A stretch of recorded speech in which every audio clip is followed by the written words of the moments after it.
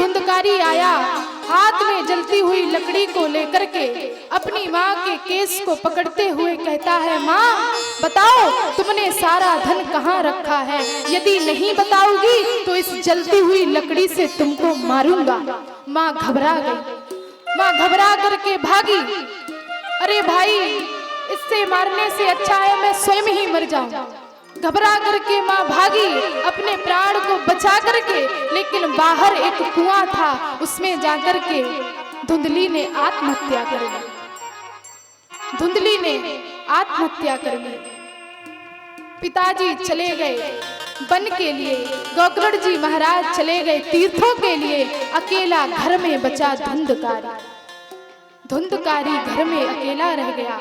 ये गया जाकर के 5 वैश्याओं को ले आया।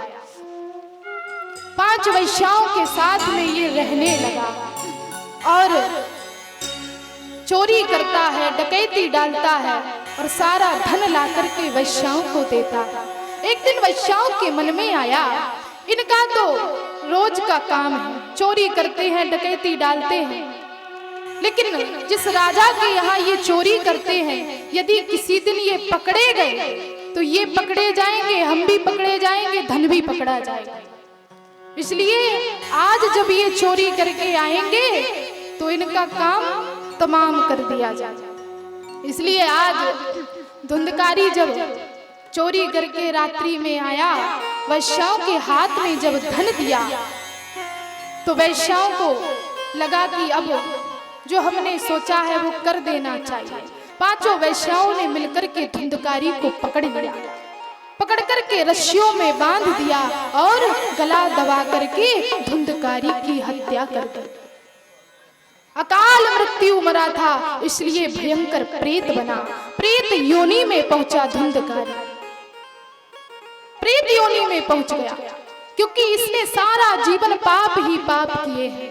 इधर गोकर्ण जी महाराज को पता चला मेरे भाई धुंधकारी के साथ में क्या क्या हुआ है, तो गोकर्ण जी महाराज ने गया जी में ही पिंडदान कर दिया। गोकर्ण जी महाराज घर पर आए, विश्राम कर रहे थे, रात्रि का समय था, तो देखा एक स्थान पर भेड़ का बच्चा दिखाई दिया। देखते देखते हाथी बन गया, देखते देखते बिल्ली बन गया। गोकर्ण जी महाराज ने कहा कौन है वहां पर, तो इतना भयंकर प्रेत था, बोलना चाहता था लेकिन बोल नहीं पा रहा था, बस हूं हूं की आवाज आ रही थी, बोल नहीं पा रहा था प्रेत। गोकर्ण जी महाराज ने हाथ में जल लिया, जल लेकर के मंत्र पढ़ा, मंत्र पढ़ करके जब छींटा मारा, वैसे ही प्रेत बोल पड़ा, अहम भ्राता त्वदीयोऽस्मि धुंधकारीति नामतः स्वकीयेनैव दोषेण ब्रह्म त्वं नाशितं मया। अरे भैया, मैं आपका ही बड़ा भाई धुंधकारी हूं, मैंने सारा जीवन पाप ही पाप किए हैं, पाप के अतिरिक्त मैंने और कुछ नहीं किया है, आज उसी का फल मुझे भोगना पड़ रहा है। भैया मुझे इस प्रेत योनि से मुक्त कर दो, मैं इसमें बहुत पीड़ा हो रही है, मैं इधर उधर भटकता रहता हूँ, प्यास लगती है, भूख लगती है, इसलिए मुझे इस प्रेत योनि से भैया मुक्त कर दो। गोकर्ण जी महाराज ने कहा हमको तुम्हारे विषय में पता चल गया था, हमने तुम्हारा पिंडदान कर दिया था, फिर भी तुमको मुक्ति नहीं मिली। तो प्रेत बोला आप 100 पिंडदान भी कर दें फिर भी मुझे मुक्ति मिलने वाली नहीं। क्यों? क्योंकि मैं छोटा मोटा प्रेत नहीं हूं, मैं बड़ा भारी प्रेत हूं, मैं भयंकर प्रेत हूं, मैंने सारे जीवन पाप ही पाप किए हैं, इसलिए भैया कोई दूसरा उपाय सोचिए। गोकर्ण जी महाराज ने कहा ठीक है, इस क्षण तुम यहाँ से चले जाओ, और समझा बुझा करके उस प्रेत को वहां से भेज दिया। लेकिन रात्रि भर गोकर्ण जी महाराज सो नहीं पाए, क्या करे, कौन सा उपाय करे जिससे धुंधकारी को मुक्ति मिल जाए। सवेरा होते ही बड़े बड़े विद्वानों के पास में गोकर्ण जी महाराज गए, जाकर के पूछा तो कोई कुछ नहीं बता पाया। और जब कोई कुछ नहीं बता पाया तो गोकर्ण जी महाराज ने सोचा कि अब मुझे सूर्य भगवान की आराधना करनी चाहिए। तब गोकर्ण जी महाराज ने सूर्य भगवान की आराधना की और सूर्य भगवान ने आज्ञा दी कि हे गोकर्ण, प्रिय गोकर्ण, श्रीमद् भागवतान मुक्ति सप्ताहं वाचनम कुरु। जाओ, अपने भाई का यदि उद्धार चाहते हो तो श्रीमद् भागवत की कथा कराओ, उसी से तुम्हारे भाई का उद्धार होगा।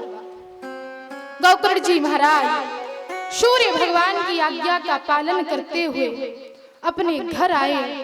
आकर के सुंदर श्रीमद् भागवत की कथा का आयोजन करते हैं। सबको पता चला, सबको निमंत्रण दिया गया कि गोकर्ण जी महाराज के यहाँ श्रीमद् भागवत की कथा प्रारंभ होने जा रही है। सब दौड़ते हुए चले आए, सब कथा श्रवण करने के लिए आए।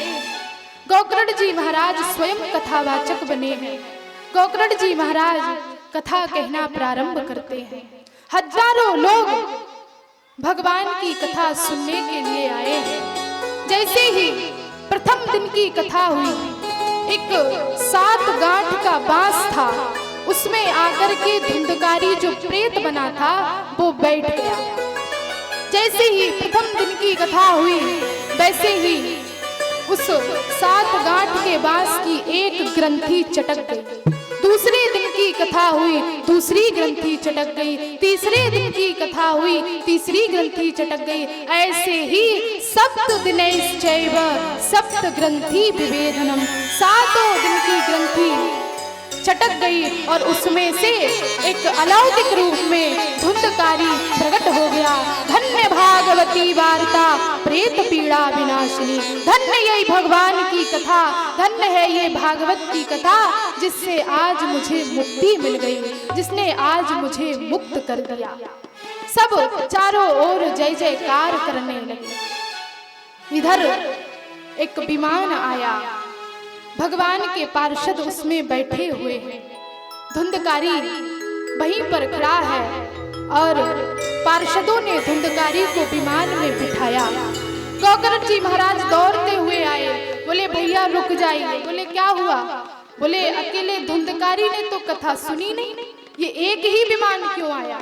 अरे भाई, हजारों लोग यहाँ बैठ कर के कथा सुन रहे हैं, तो भाई एक विमान आया, ये फल में भेद कैसा हो गया?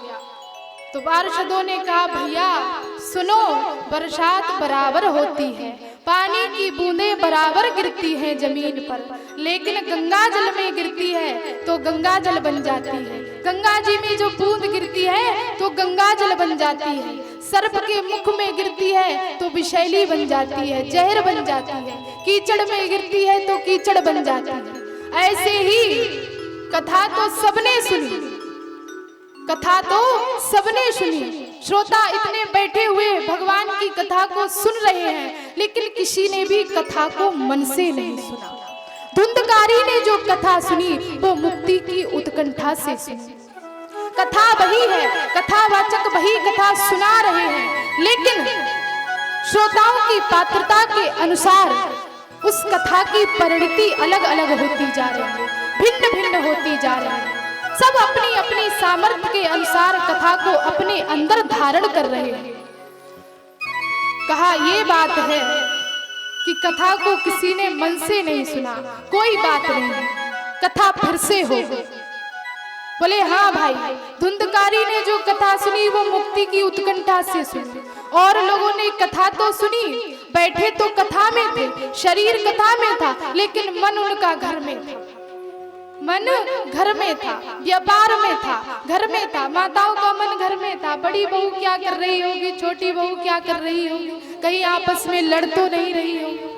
अरे भाई, घर की ही लगी रही, कथा को नहीं सुना मन से, इसलिए ये फल में भेद हो गया।